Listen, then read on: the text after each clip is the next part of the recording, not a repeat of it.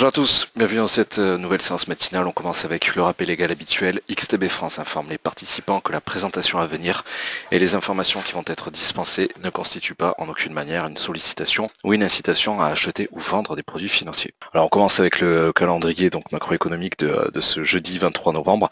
Juste avant cela, donc les minutes, le compte rendu publié hier à 20h par le FOMC n'a pas apporté de précision véritablement majeure pour le marché comme prévu, donc on n'en attendait aucune volatilité particulière. Dans la foulée, ce matin, il y a quelques minutes, donc on a eu l'estimation finale du PIB allemand.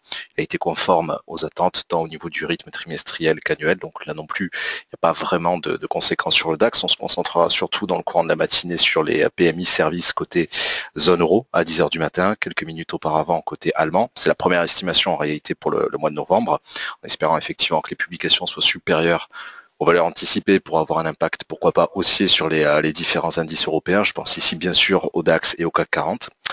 À 10h30, ce sera la révision du PIB britannique pour le troisième trimestre, là aussi en rythme annualisé et en rythme trimestriel, mais surtout, vous le savez, le grand temps fort de ce jeudi, ce sera le compte rendu de la BCE à 13h30 et ce sera déjà la fin de séance en termes de macroéconomie, puisque les autres publications ne m'intéresseront pas dans le cours de l'après-midi et de la soirée. La seule chose qu'on peut en attendre, on le reprendra dans l'analyse matinale, c'est effectivement le fait que les investisseurs sont véritablement donc en attente de nouvelles précisions pour la politique monétaire de 2018 en ce qui concerne la Banque Centrale Européenne. Avant d'aller plus loin, et comme on l'a déjà vu hier, donc vous le savez, TradeBit et XTB.fr donc ont fusionné.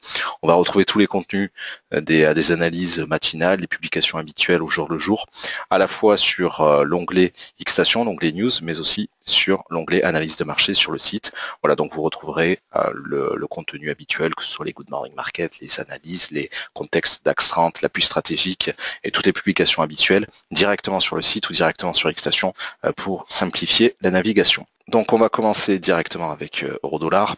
Je maintiens la préférence d'un scalping haussier. Je la maintiens évidemment par rapport à la précédente séance de mardi matin au niveau du Good Morning Market. Alors on était nettement plus bas à l'occasion donc de la séance matinale du 21 novembre, l'enregistrement ayant eu lieu vers 8h30, la publication vers 9h, on était globalement sur ce chandelier-là, donc sur les cotations de 1,1740, ça mériterait d'ailleurs de le vérifier sur le précédent enregistrement. Donc on a quelques nouveaux petits tracés techniques, une résistance en particulier, les 1,1875, j'attendrai que l'on revienne au-dessus des 1,1840, au-dessus de la résistance la plus proche, qu'on est en phase de test depuis le courant de la nuit, depuis 4h30 du matin exactement, pour maintenir donc cette préférence de scalping haussier en m'arrêtant au 1,1870. Cette préférence d'ici demain soir se maintient. D'ailleurs demain exceptionnellement j'aurai l'occasion d'animer également le Good Morning Market et l'analyse, donc je pourrais faire le point d'un jour à l'autre sur cette nette préférence de scalping haussier, quitte à renforcer donc les opérations à la hausse sur les 1,1805, donc légèrement au-dessus du support le plus proche, support psychologique des 1,1800. Les plus conservateurs attendront peut-être 13h30 et la fin de la publication, ou plutôt 14h, quelques minutes après, donc vis-à-vis de l'impact du compte-rendu de la BCE, de la précédente réunion du Conseil des gouverneurs. Je tiens à rappeler une chose importante pour ce jeudi, vous le savez, c'est Thanksgiving côté américain, donc c'est férié, il n'y aura pas de volume américain, donc Wall Street sera fermé. Demain, ce sera une mi-séance, mais en réalité, la plupart des investisseurs feront le pont, logiquement. Donc on est déjà en réalité sur des séances qui risquent de s'avérer très très calmes, déjà sur une fin de semaine pratiquement depuis hier soir. Donc je ne m'attends pas sur euro-dollar à une volatilité démentielle aujourd'hui.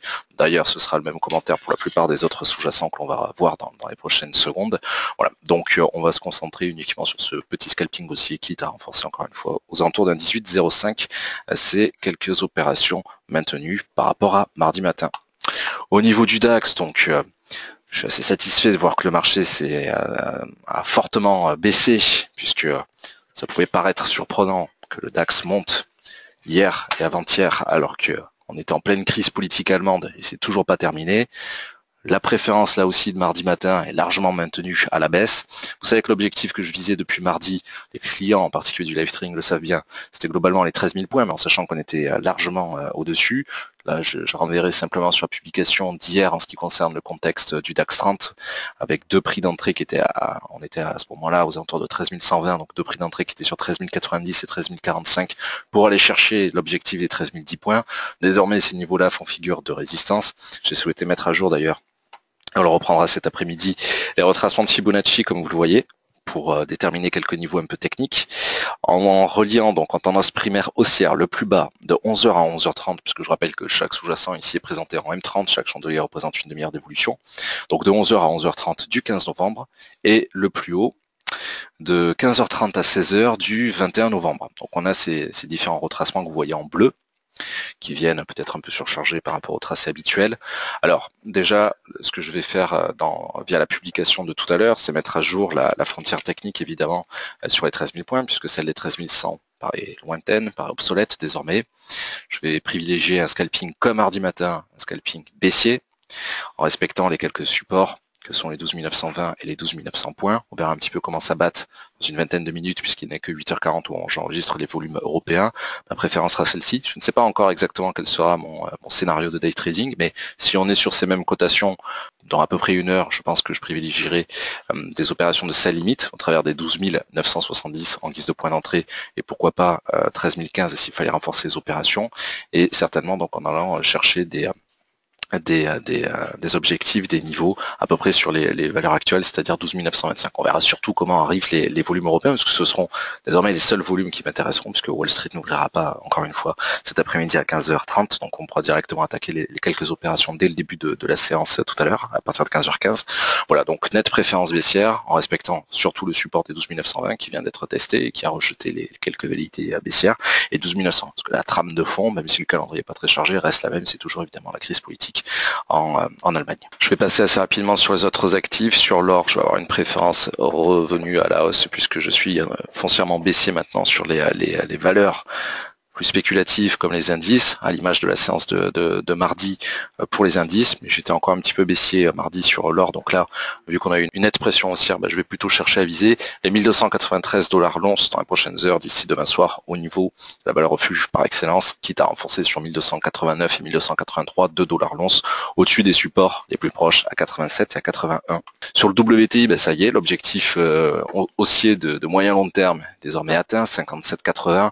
Je vais complètement sortir de ce marché. C'est pas encore vrai pour le Brent côté européen, puisque nous n'avons pas atteint ma deuxième préférence, avec que je visais les 58 globalement, les 65 respectivement pour le WTI et le Brent. Donc on a mis à jour avec les clients les objectifs au niveau de la valeur du pétrole de la mer du Nord sur 63,80 ces derniers jours.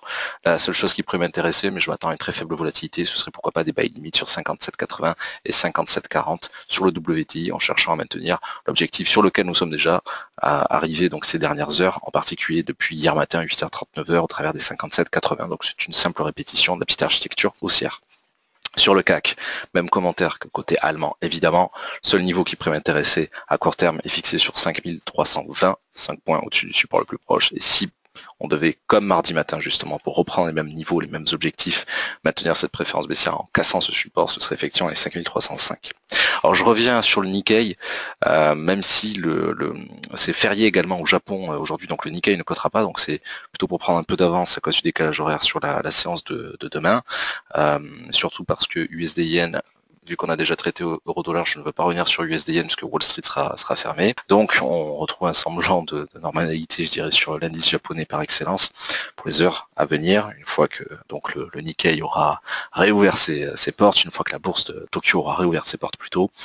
Seul donc le niveau des 22 600 points pourra m'intéresser, donc là un petit peu en dessous de la résistance des 22 625, histoire de maintenir cette trame de long terme à la hausse, et quitte à renforcer au travers d'un buy limit sur les 22 250. Et enfin, comme d'habitude, donc on se quitte avec le Bitcoin sous les yeux. Donc là aussi, comme d'habitude, je vais me concentrer sur un biais nettement acheteur, avec des objectifs conservateurs, de sorte à ne pas trop me risquer sur ce sous-jacent démentiel en termes de volatilité. Donc simplement, deux prix d'entrée vont m'intéresser sous la forme, pour le premier, d'un buy limit, 8140, d'un buy stop pour le deuxième, 8240, deux objectifs, un conservateur, l'autre plus agressif, au travers des 8260 et 8320. Tout cela évidemment d'ici demain soir, et de sorte à éviter de rester ouvert sur ce sous-jacent, comme pour les indices boursiers auxquels je pense habituellement, comme le DAX, le temps du week-end. Voilà, merci à tous pour votre présence, votre fidélité, rendez-vous à 12h30 et à 15h15 pour les deux séances de live trading de ce jeudi. Très bonne fin de matinée, à tout à l'heure.